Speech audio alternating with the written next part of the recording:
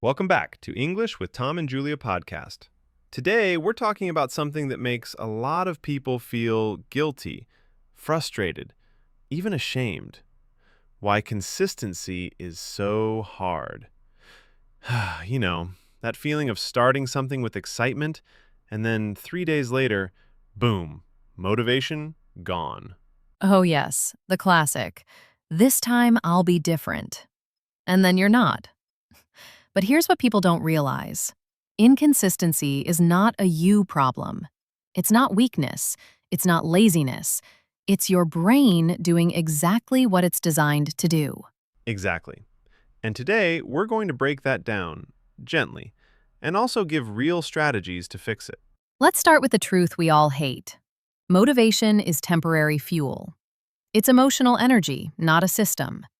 Your brain loves novelty, new goals, new routines, new ideas. But once the novelty fades, your brain wants comfort again. Right. Your brain thinks consistency is dangerous because it requires energy. So, if you started the gym, or learning English, or journaling, your brain actually tries to get you to stop. Not because it wants you to fail, but because it wants to save calories. And the moment life gets slightly chaotic, a stressful email, a bad night of sleep, a busy week, boom, the brain says, stop. Let's go back to the easy routine. So, motivation didn't fail. Your system failed. Or maybe you never had one. One of the biggest reasons people stay inconsistent is the all or nothing mindset. You know, if I can't do the full workout, I'll do nothing. If I can't study English for 1 hour, I'll skip today. Yes, people set goals like, I will study English every day for 2 hours. Meanwhile, they haven't even studied 10 minutes consistently. Exactly. So here's what happens. You miss one day, you feel guilty, guilt becomes shame, shame becomes avoidance. And then suddenly you're telling yourself, I blew it. I'll start again next Monday. And Monday becomes next month. Consistency isn't about perfection.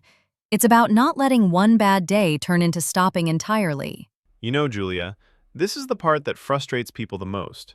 Because when they try to build a habit, studying English, working out, waking up early, they think the problem is discipline. But really, it's neuroscience. Your brain is biologically designed to choose what feels good right now. Exactly. If you give your brain two choices, study English for 20 minutes or scroll TikTok for 20 minutes, your brain goes, Option A requires energy, attention, effort. Option B feels great instantly. So it picks the short-term reward. Every single time. And it's not because people are weak. It's because the brain releases dopamine, the feel-good chemical, when you choose something fun, easy, familiar, and fast. Yes, and studying or practicing usually doesn't give dopamine right away. It gives the reward later, after weeks or months of effort. But your brain doesn't care about later. It cares about now. So what happens? People try to force themselves into difficult habits with no immediate emotional reward. And eventually, their brain rebels. Not in a dramatic way, just quietly.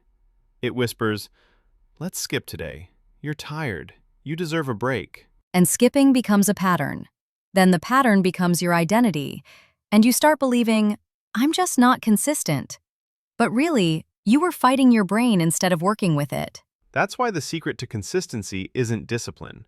It's learning to make your long-term goals feel rewarding right now, not eventually. Exactly.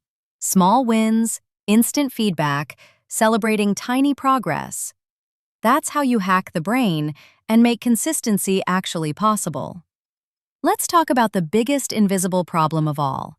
People set goals that are way too big, and then they're shocked when they can't stay consistent. Yes, when someone says, I want to become fluent in English this year, or I'm going to work out every day for 90 minutes. It sounds inspiring, but to the brain, it's terrifying. Because big goals create pressure. Your brain doesn't see the dream, it only sees the mountain. And mountains feel unsafe. Too high, too far away, too exhausting. Exactly. When the goal is too big, Your brain goes into survival mode and says, nope, too much. Let's stay where it's safe. So your dream accidentally becomes the thing that stops you. And here's the funny part. People think big goals motivate them, but big goals actually paralyze them. Because every time you think about the goal, you also think about everything you haven't done yet. You feel behind before you even start, which kills consistency before it has the chance to grow. That's why the most successful people in any skill, languages, fitness, writing, don't chase big goals. They chase small, repeatable actions.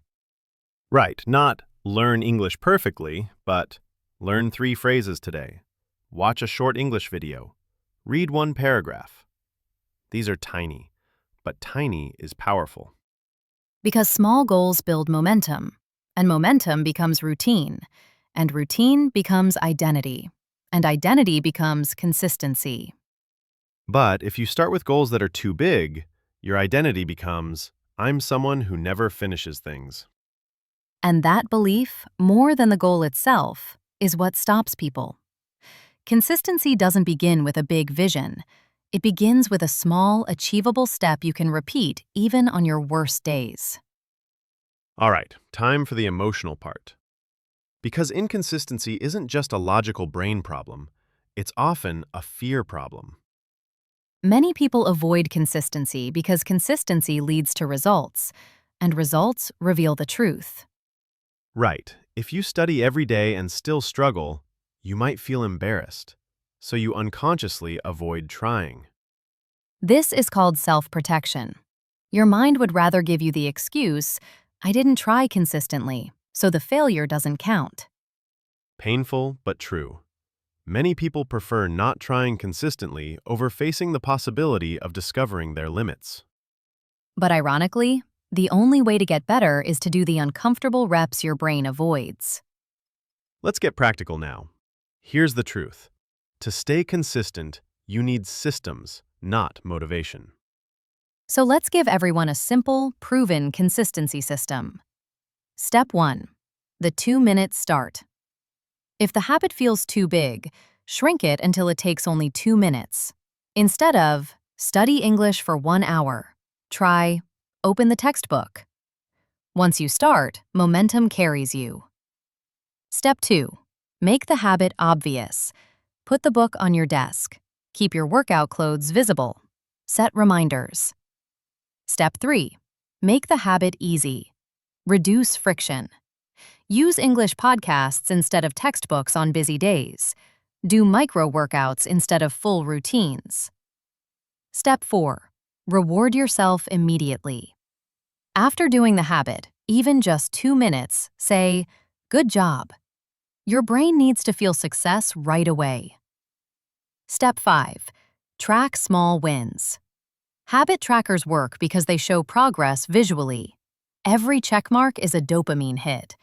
So if you've been calling yourself lazy or inconsistent, please stop. Your brain wasn't the enemy. Your system just wasn't built yet. And today, you learned how to build one. Start small. Start messy. Start imperfect. But start. And don't quit just because one day goes badly.